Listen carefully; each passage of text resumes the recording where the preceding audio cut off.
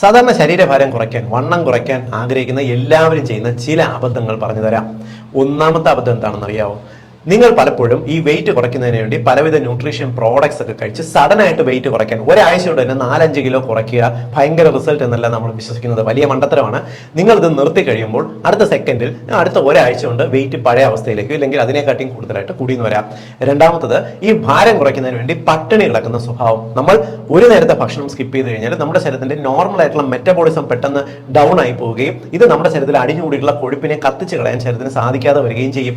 ഇത് ഗുണകരമല്ല, നിങ്ങൾക്ക് വണ്ണം കൂടുന്നതിന് കാരണമാകും. മൂന്നാമത്തത്, ഭാരം കുറയ്ക്കുന്നതിന് വേണ്ടി ചോറ് പോലുള്ള കാർബോഹൈഡ്രേറ്റ്സ് പൂർണ്ണമായിട്ടും ഒഴിവാക്കുന്ന ശീലം നല്ലതല്ല. കാരണം നിങ്ങളുടെ ശരീരത്തിൽ വളരെ അത്യാവശ്യമുള്ള പല വൈറ്റമിൻസും ആന്റി ഓക്സിഡൻസും വലിച്ചെടുക്കുന്നത് ശരീരം ഇത്തരത്തിലുള്ള കാർബോഹൈഡ്രേറ്റ്സിലാണ്. അളവ് കുറച്ച് ചെറിയ അളവിൽ ഇത്തരം ഭക്ഷണങ്ങൾ കഴിക്കുന്നത് നല്ലത് തന്നെയാണ്.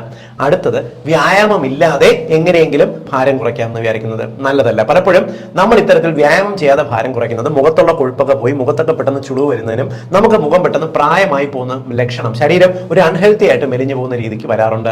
ഇത് നല്ലതല്ല. എപ്പോഴും വ്യായാമവും ഭക്ഷണ നിയന്ത്രണവും ഒരുമിച്ച് കൊണ്ടുപോയി വെയിറ്റ് കുറയ്ക്കുന്നതാണ് ഏറ്റവും നല്ലത്.